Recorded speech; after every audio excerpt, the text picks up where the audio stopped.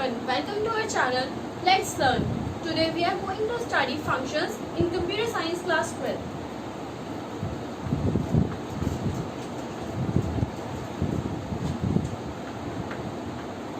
सबसे पहला क्वेश्चन हमारा अराइज होता है कि फंक्शन होता क्या है? What are functions?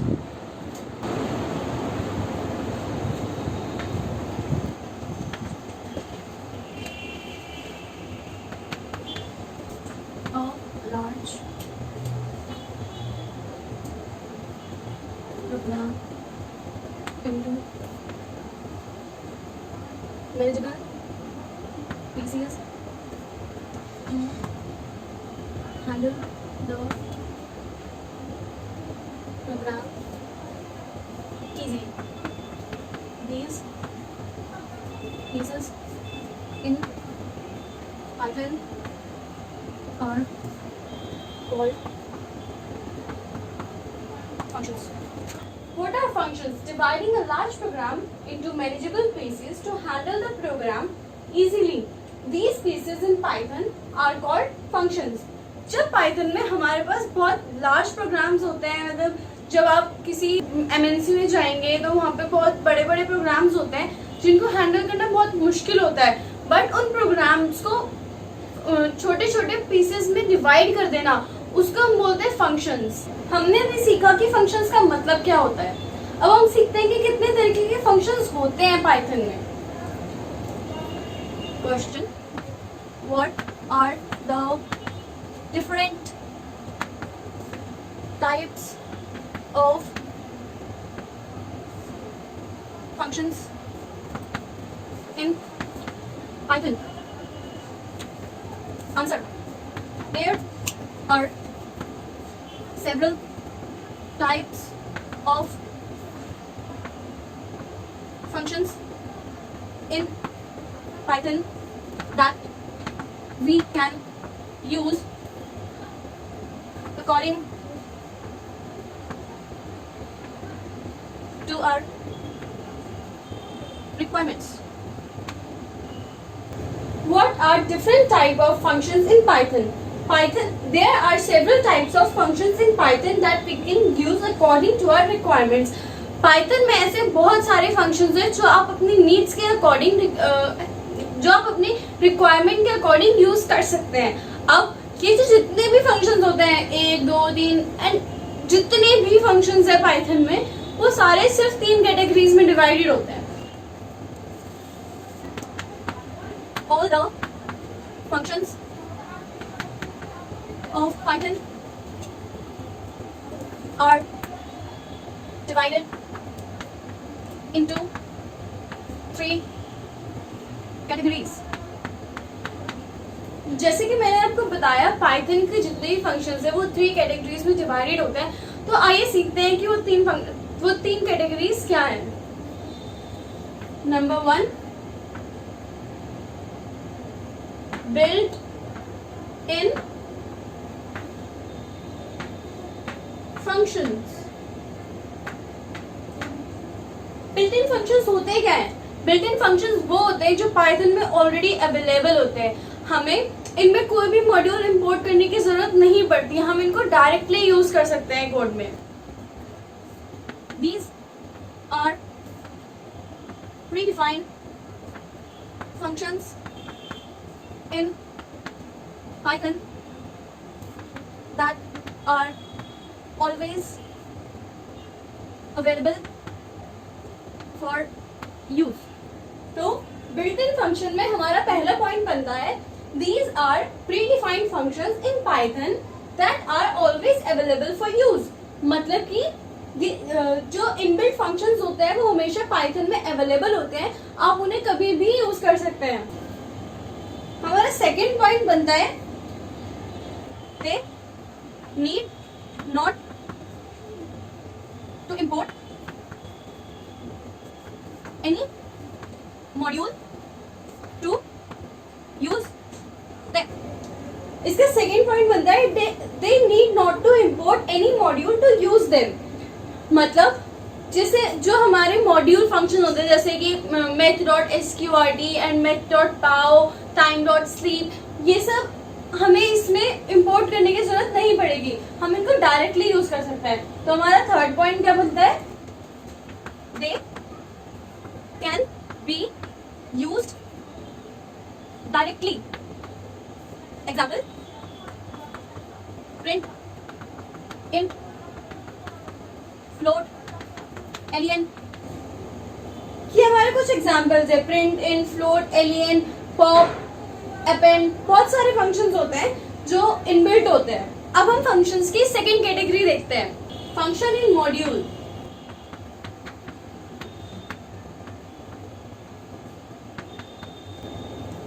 Function in module भी पाइथन में पहले से डिफाइन होता है, बट इनको यूज करने के लिए हमें उनके कॉरेस्पॉन्डिंग मॉड्यूल को कोड के बीच में इंपोर्ट करना पड़ता है ताकि हम उसको यूज कर सकें। These are predefined functions. These are predefined module functions in Python that can only be used by importing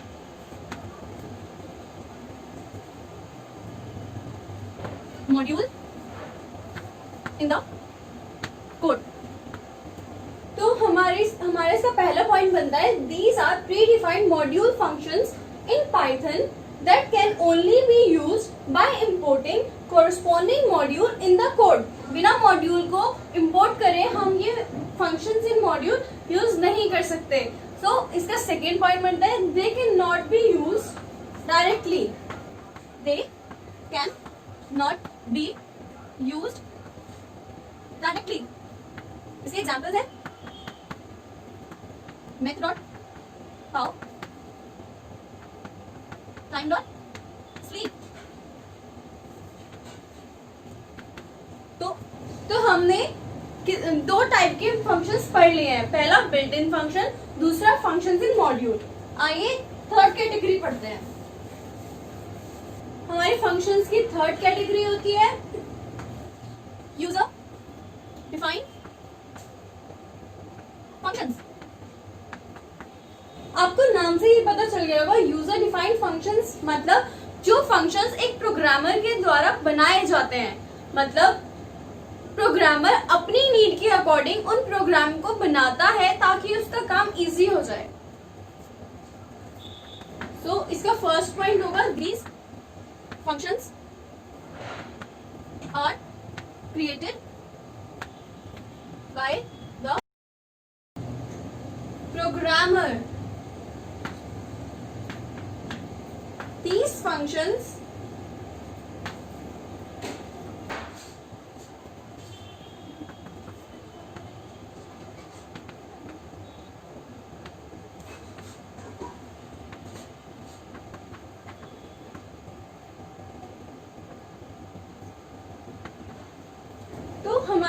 हमारी थर्ड कैटेगरी है user defined function. These functions are created by the programmer. These functions are created according to the requirements. ये programmer खुद बनाता है अपनी requirements के basis पर। So इसका एग्जाम्पल है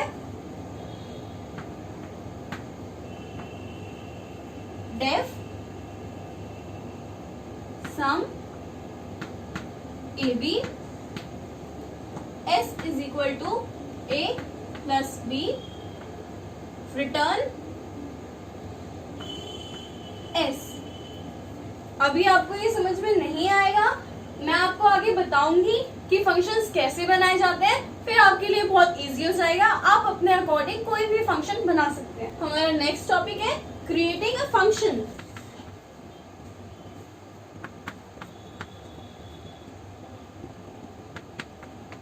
आइए पहले इसके रूल्स जान लेते हैं कि इसको बनाने के लिए कौन कौन से रूल्स आपको याद रखने पड़ेंगे। Number 1,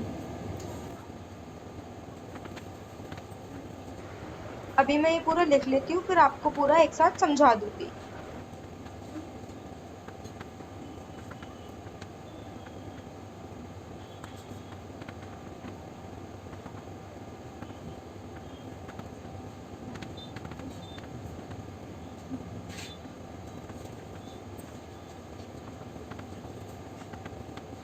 heading of the function must end with colon.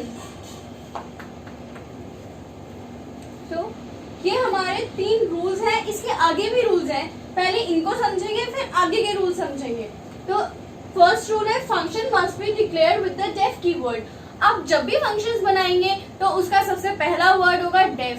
ये एक कीवर्ड है तो आपको याद रखना पड़ेगा कि ये स्मॉल लेटर्स में होगा हमेशा। हेडिंग में सबसे पहला वर्ड होगा def. The name of the function should be according to its functionality just after the def keyword. Def keyword लिखने के बाद आप फंक्शन का नाम लिखेंगे अकॉर्डिंग टू इट्स फंक्शनैलिटी। मतलब अगर आपका फंक्शन किसी भी 2 नंबर का प्रोडक्ट है तो आपके फंक्शन का नाम होगा प्रोडक्ट, जो कि जस्ट आफ्टर डेफ कीवर्ड आएगा। उसके बाद आप नंबर ऑफ पैरामीटर्स लिखेंगे, आपको कितने पैरामीटर्स चाहिए, और पैरामीटर्स के बाद जो हेडिंग होगी वो हमेशा कॉलन के साथ एंड करेगी। नंबर 4, पैरामीटर्स और values must be given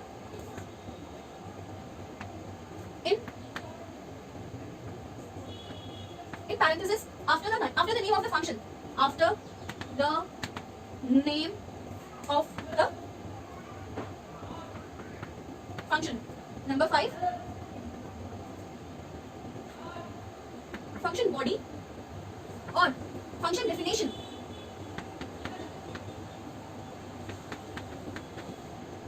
will tell what the function will do. Number 6, statement will tell what the function will return as an answer. तो ये आगे के रूल्स हैं।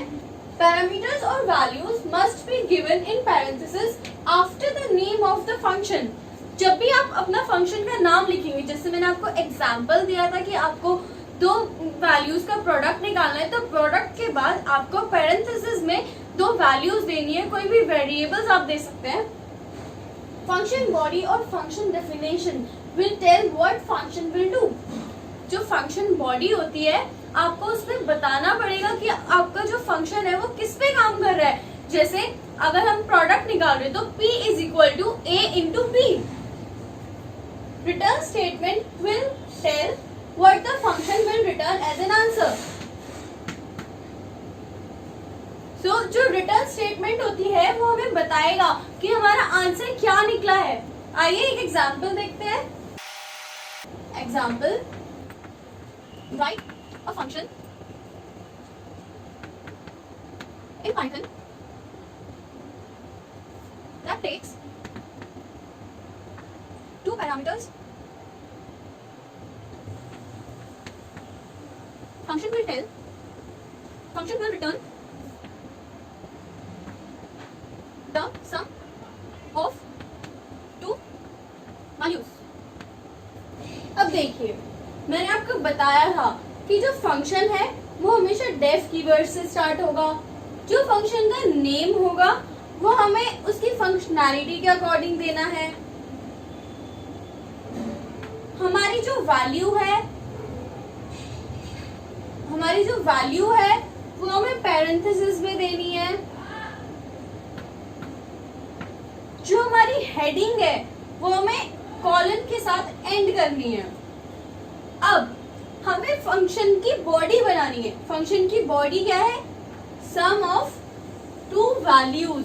It means s is equal to a plus b। हमने a plus b इसलिए लिया क्योंकि हमने ऊपर भी a प्लस b लिया था। ठीक है, अब लास्ट में रिटर्न, मैंने क्या बताया था? जो रिटर्न स्टेटमेंट होती है वो लास्ट स्टेटमेंट होती है और वो हमें बताती है कि हमारा आंसर क्या आएगा। तो रिटर्न s, ये हमारा फंक्शन बन चुका है। आपको अपने इंडेंटेशन का ध्यान रखना पड़ेगा। जो फंक्शन है वो डेफ कीवर्ड से स्टार्ट होगा और जो उसकी नेक्स्ट लाइन है वो थोड़ी अंदर से स्टार्ट होगी। आपको इंडेंटेशन का बहुत ज्यादा ध्यान रखना पड़ेगा, नहीं तो ये फंक्शन गलत हो जाएगा, पाइथन इसको एक्सेप्ट नहीं करेगा। तो हमारे फंक्शन बन चुका है, अब इसको कॉल करते हैं। जैसे कि हम जब नॉर्मल प्रोग्राम बनाते हैं तो हम इंट को कॉल करते हैं, इंट इनपुट, ऐसे ही करते हैं, ऐसे ही कुछ लिखते हैं। अब हमने फंक्शन बना तो लिया, अब इसको कॉल कैसे करें, आइए जानते हैं कि इनको कॉल कैसे करेंगे। हैशटैग मेन, ये एक सिंगल लाइन कमेंट होता है जिसको पाइथन नेग्लेक्ट कर देता है। जो कमेंट्स होते हैं हमारे वो hashtag, single quote, double quote and triple quotes में होते हैं। इनको पाइथन रीड नहीं करता, ये बस हमारी समझने के लिए होते हैं, जो हम लोग अपनी समझ के लिए लिखते हैं। हैशटैग मेन, यहां से हमारा फंक्शन स्टार्ट होगा। प्रिंट ब्रैकेट सम, अब हमने फंक्शन बनाया था सम, हमने उसको यहाँ पे कॉल किया। अब हमने दो वैल्यूज की जगह दी थी, हमने दो पैरेंथेसिस में सिर्फ दो पैरामीटर्स थे, तो आपको पैरेंथेसिस में दो वैल्यूज देनी पड़ेंगी, 5, 7। ये इसका पैरेंथेसिस क्लोज, हमने सम के आगे एक पैरेंथेसिस लगाया था, क्लोज्ड। अब इसका आंसर क्या होगा, इसका आंसर होगा 5 + 7 12। आइए एक और एग्जांपल देखते हैं। Write a function in Python that takes 3 parameters. Function will return a² plus b² plus c²। आइए स्टार्ट करते हैं। ने फंक्शन डेफ कीवर्ड से स्टार्ट किया, कैलकुलेशन लिखा, ये हमारे फंक्शन का नेम है। आप ये देख सकते हैं कि इसमें प्रोडक्ट और प्लस एडिशन दोनों साथ साथ हो रहे हैं, इसलिए हमने इसका नाम कैलकुलेशन रखा। अब हमारे कितने पैरामीटर्स हैं, 3, A, B, C। हमारी जो हेडिंग है वो किससे एंड होगी, कॉलन से। अब हमें फंक्शन की बॉडी बनानी है, हमने कैलकुलेशन लिया। मोस्ट ऑफ द टाइम जो हमारा फंक्शन का नाम होता है हम उसका फर्स्ट वर्ड ही अपने बॉडी में यूज करते हैं। So I am using C, you can use any variable. So C is equal to, हमने 11th क्लास में सीखा था a² कैसे निकालते हैं, a² plus b² plus c², return C। हमारा फंक्शन बन गया, चलिए इसको कॉल करते हैं।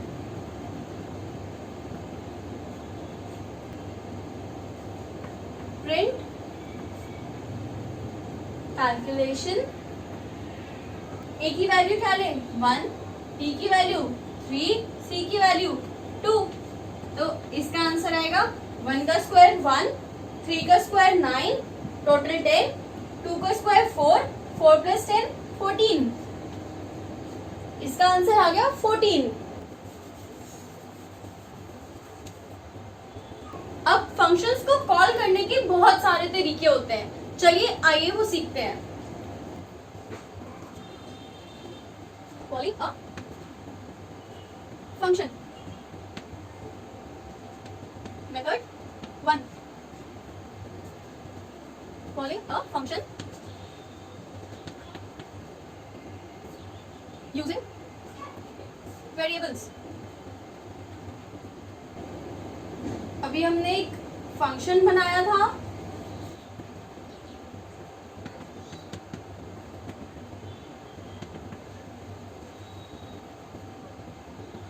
ये हमारा फंक्शन था।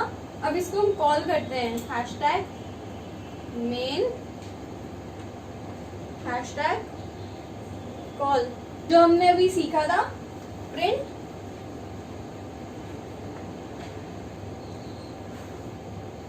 सम 5 6 #11। सो ये पहला मेथड होता है। पहले मेथड में हम डायरेक्टली फंक्शन को कॉल करते हैं और उसको और वैल्यूज देते हैं उसके पैरामीटर्स की। Number 2, calling a function in run time. So ये हमारा फंक्शन था, इसको कॉल करते हैं, लिख देती हूँ मैं #main #call। तो x is equal to int input enter number, y int input enter number, print sum is sum x y। आप यहाँ पर कोई भी वेरिएबल दे सकते हैं क्योंकि हमने एक प्रोग्राम स्टार्ट किया है। हमने ये फंक्शन बनाया था और हमने फिर ये प्रोग्राम बनाया। उस प्रोग्राम में हमने इस फंक्शन को कॉल किया। इस प्रोग्राम में हमने अपने बनाया हुआ फंक्शन को कॉल किया। जब हम इसका आउटपुट देखेंगे तब सबसे पहले हमारे पास लिखा हुआ आएगा x is equal to int input enter number। आप x की वैल्यू डालेंगे, फिर y लिखा आएगा int input enter number, आपको y की वैल्यू डालनी पड़ेगी, फिर वो डायरेक्ट आपको आंसर देगा। Method 3, calling bye constant values a, b is equal to 10, 20, print sum is sum a, b। सो हमने a और b की वैल्यूज पहले ही दे दी तो हमें बाद में नहीं देनी पड़ी। Fourth method, calling a function in mathematical equation, def sum ab colon x is equal to a plus b return s। ये हमारा फंक्शन था। आइए इसको फोर्थ मेथड से कॉल करते हैं, #main #call z is equal to sum 0 9 plus 7 print result is z। देखिए हमने मैथमेटिकल इक्वेशन बनाई, हम इसको नॉर्मल लिख सकते थे 0 + 9 + 7, बट अगर ये फंक्शन थोड़े लार्ज नंबर्स का होता a b c d e f g h i and so on, so हमने लिखा सम और then we given values then +7 extra, क्योंकि अगर यहाँ पे 2 वैल्यूज होती तो हम फिर से सम अप्लाई कर सकते थे। यहाँ पे एक ही वैल्यू है इसलिए हमने इसको अलग से लिखा, प्रिंट रिजल्ट सेट। सो ये हमारे मेथड्स थे फंक्शन को कॉल करने के। आइए नेक्स्ट टॉपिक स्टार्ट करते हैं। सो हमारा नेक्स्ट टॉपिक है difference between arguments which are also called actual arguments और actual parameters. Don't get confuse, actual arguments और actual parameter and parameters, arguments and parameters, इन दोनों का सेकेंड नेम है एक्चुअल आर्ग्यूमेंट्स और एक्चुअल पैरामीटर्स, फॉर्मल आर्ग्यूमेंट्स और formal parameters. ठीक है, let's get start. Arguments, parameters. Arguments are also called actual parameters, parameters are also called formal arguments. Second point, these are the values that are passed in function call statement। हमने अभी सीखा था function call statement कौन सी होती है। तो जब हम फंक्शन को कॉल करते हैं उसमें जो हम वेरिएबल्स देते हैं उनको बोलते हैं arguments. These are the values that are received by the function। जब हम फंक्शन बनाते हैं और पैरेंथेसिस में जो वैल्यूज देते हैं उनको पैरामीटर्स बोलते हैं।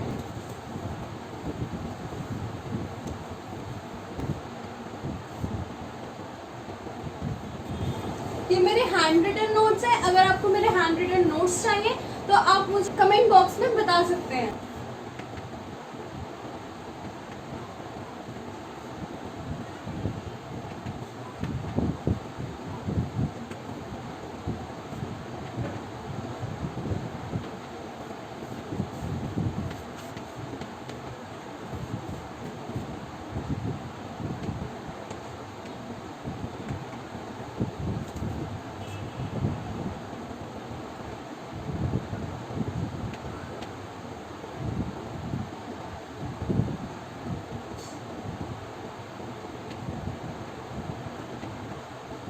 इसका थर्ड पॉइंट है statements can be literal, variables और एक्सप्रेशन।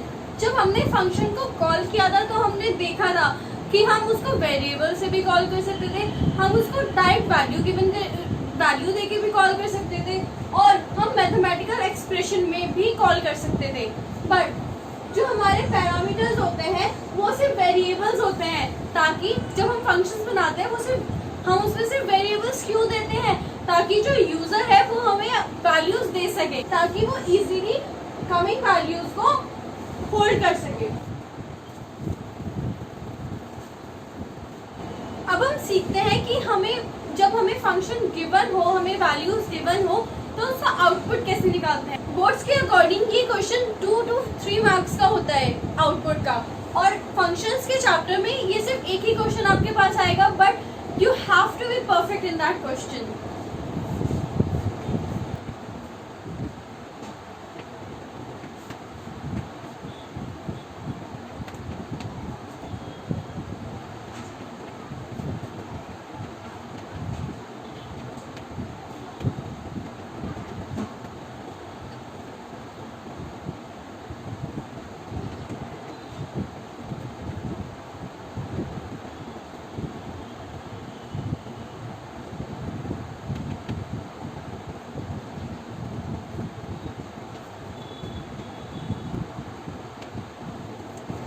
ये हमारे पास फंक्शन है डेफ कैलकुलेशन ABCD। इसका मतलब हमारे पास 4 पैरामीटर्स हैं। इसको हम क्या बोलेंगे? Parameters, formal, arguments.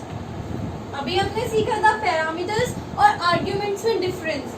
सो ये हमारे पैरामीटर्स और फॉर्मल आर्ग्यूमेंट्स हैं, और ये हमारे arguments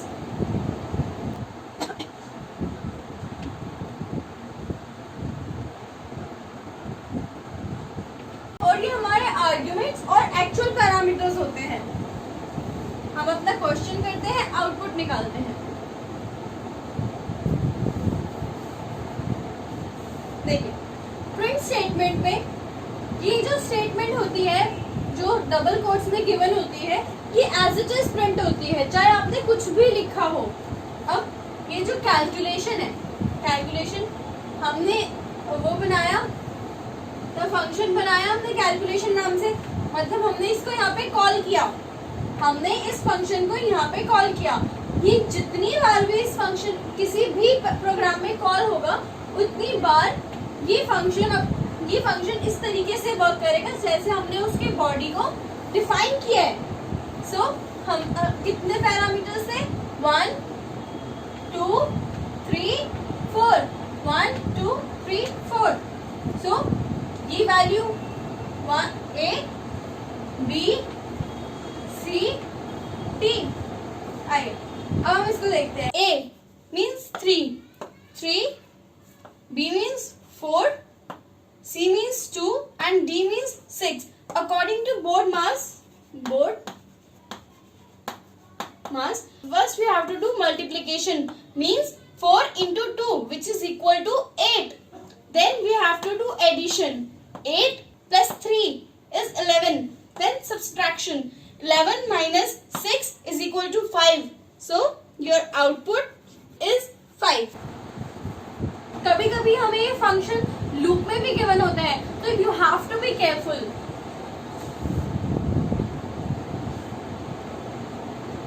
Def table A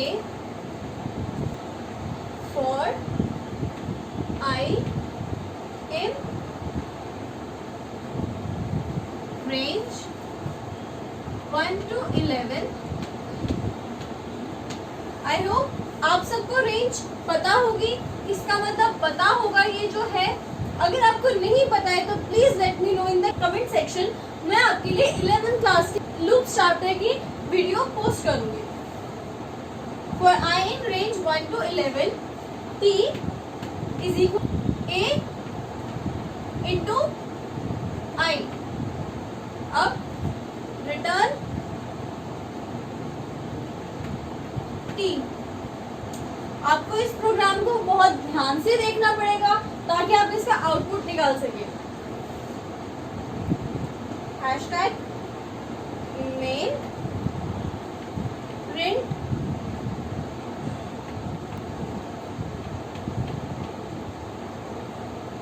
table is t table 2। चलिए अब देखते हैं इसका आउटपुट क्या होगा। यहाँ पे हमने फंक्शन को कॉल किया टेबल। टेबल कितने पैरामीटर्स थे? 1। वैल्यूज कितनी है? 1। मतलब एक ही जगह पर हमें 2 पुट करना है। यहाँ पर जो a है it is equal to 2। Now for I in range 1 to 11 till 1 to 11 and the extension is 1। हमने 11th क्लास में सीखा था कि जो हम वैल्यू देते हैं जहाँ तक उसको चलना होता है वो उससे एक कम चलता है। मतलब अगर हमने 11 दी है उसकी एंडिंग वैल्यू तो वो 10 तक चलेगी और उसमें अपडेट कितना होगा? 1 का। मतलब 1 से शुरू होगी 10 तक चलेगी और अपडेट कितना होगा? 1। मतलब पहले यहाँ पर जो I है वो 1 होगा, फिर 2 होगा, फिर 3 होगा, फिर 4 होगा। सो ये कुछ इस तरीके से बनेगा।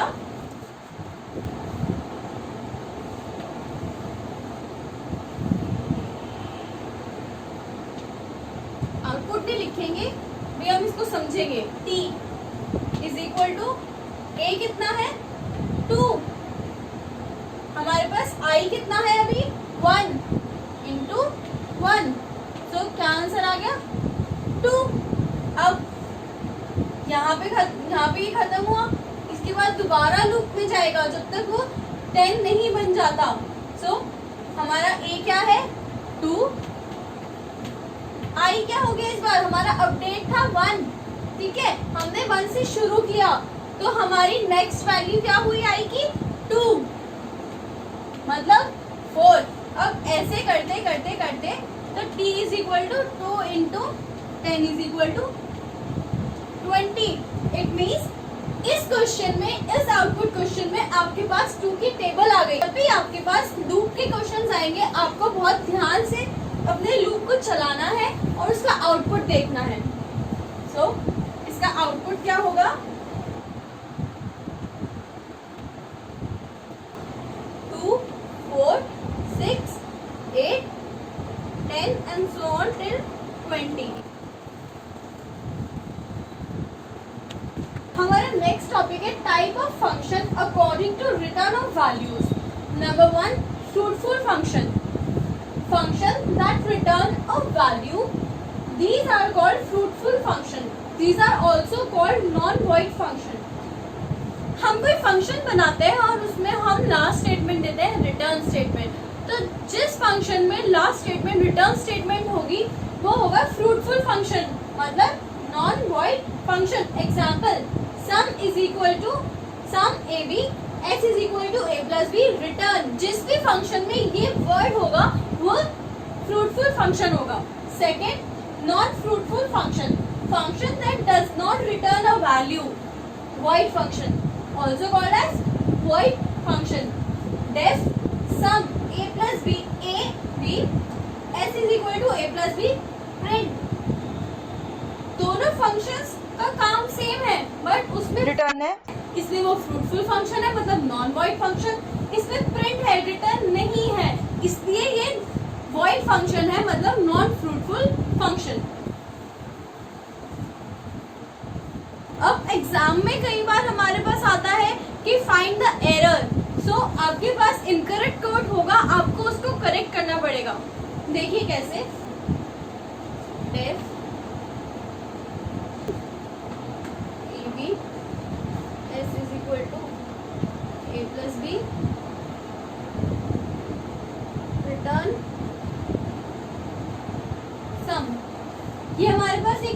गिवन है, हमें इसमें एरर फाइंड करना है।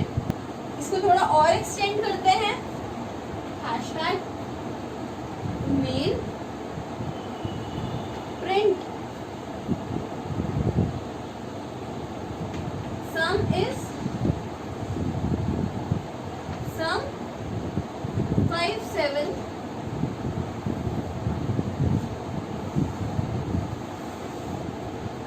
ये हमारे पास कोड है, हमें इसको करेक्ट करना है, ये इनकरेक्ट कोड है। तो देखते हैं। सबसे पहली बात, जो हमारा डेफ है वो एक कीवर्ड है, सो वो हमेशा स्मॉल लेटर्स में होता है। Def sum it is okay, sum parameters bracket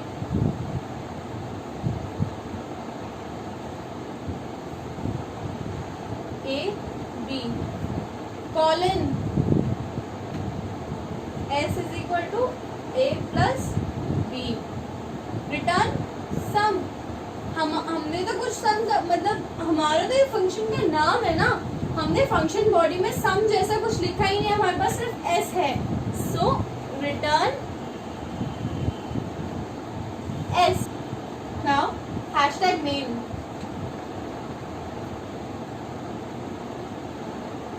print sum is sum 75। यहाँ पे सम ओके है क्योंकि हमने यहाँ पे फंक्शन को कॉल किया है, इसलिए यहाँ पे चेंज नहीं होगा, सिर्फ यहाँ पर चेंज होगा। बट यहाँ पे ये तो इसका पैरेंथेसिस हो गया, इसका पैरेंथेसिस तो हमने क्लोज किया ही नहीं, हमें अब आगे इसका भी पैरेंथेसिस क्लोज करना है। Print sum is sum 75 parenthesis close। So ये हमारा इनकरेक्ट कोड था,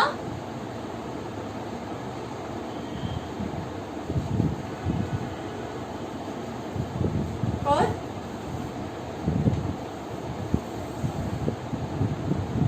ये हमारा करेक्टेड कोड था। सो ये हमारा इस चैप्टर का लास्ट टॉपिक है, LEGB rule. L stands for local, E stands for enclosing, G stands for global, and B stands for built-in. What is LEGB rule? For every name, reference Python follows the LEGB rule. जब भी हम किसी भी programme में कोई भी variable देते हैं तो पाइथन LEGB रूल के अकॉर्डिंग उस वेरिएबल की वैल्यू डिसाइड करता है। अब ये LEGB रूल है क्या? सबसे पहला, लोकल एनवायरनमेंट।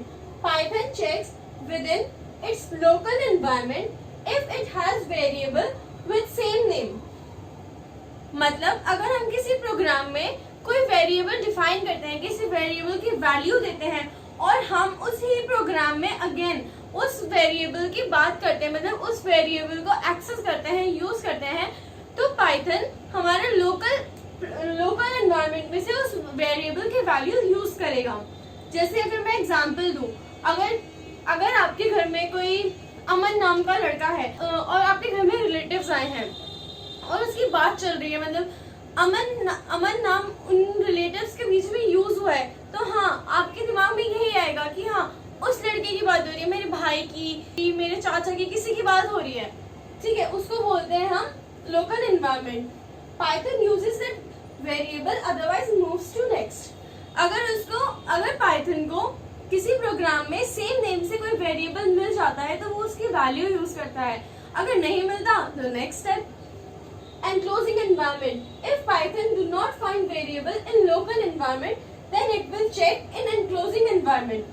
अगर Python को local environment में variable की value नहीं मिलती तो वो enclosing environment में जाएगा। enclosing environment जैसे आपकी सोसाइटी, आप अगर किसी सोसाइटी में रहते हैं और उसमें अमन नाम का लड़का है तो इमीडिएटली आपके माइंड में आएगा अच्छा वो अमन।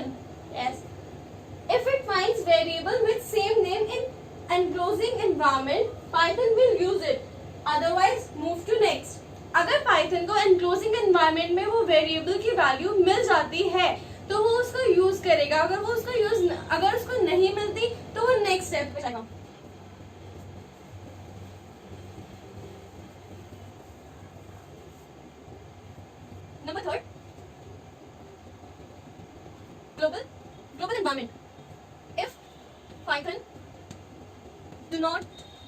finds variable name in enclosing environment, then it will move to the global environment. If Python finds variable with same name, it will use it, otherwise moves to next step. So हमारा third point है global environment. If Python do not finds variable name in enclosing environment, then it will move to the global environment. अगर आपकी society में, जैसे मैंने example दिया था अमन नाम के लड़के का, अगर आपकी सोसाइटी में वो लड़का नहीं है तो आप उससे बाहर जाएंगे कि हाँ हमारे रिलेटिव्स में हो सकता है, बिल्कुल. तो if Python do not finds variable name in enclosing environment, then it will move to global environment. If Python finds variable with same name, it will use, otherwise move to next step. Next step हमारा क्या है?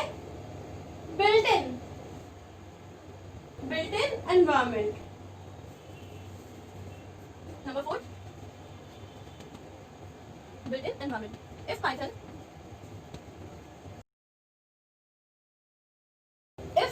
do not finds variable in global environment, then it will move to the built-in environment. If Python finds variable with same name,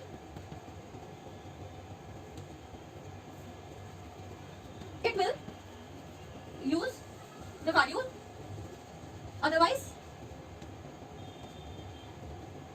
report error.